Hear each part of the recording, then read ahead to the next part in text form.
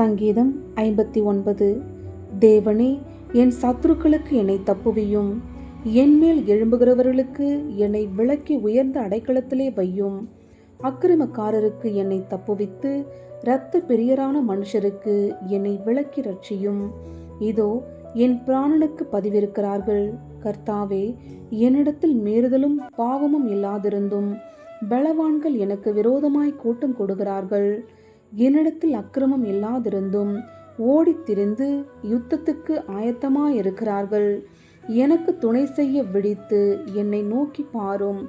சேனைகளின் தேவனாகிய கர்த்தாவே, இஸ்ரவேலின் தேவனே, நீர் சகல சாதிகளையும் விசாரிக்க விழித்தெழும்பும். வஞ்சகமாய் துரோகம் செய்கிற ஒருவருக்கும் தயை செய்யாதேயும்.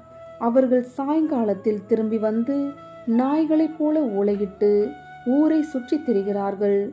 இதோ, தங்கள் வார்த்தைகளை கக்குகிறார்கள். அவர்கள் உதடுகளில் பட்டயங்கள் இருக்கிறது. கேட்கிறவன் யார் என்கிறார்கள். ஆனாலும் கர்த்தாவே, நீர் அவர்களை பார்த்து நகைப்பீர். புற ஜாதிகள் யாவரையும் இகழுவீர்.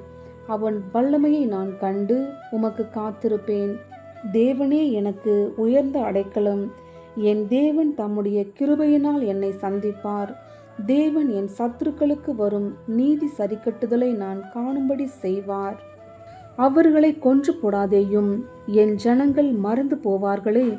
எங்கள் கேடகமாகிய ஆண்டவரே, உமது வல்லமையினால் அவர்களை சிதறடித்து அவர்களை தாழ்த்தி போடும்.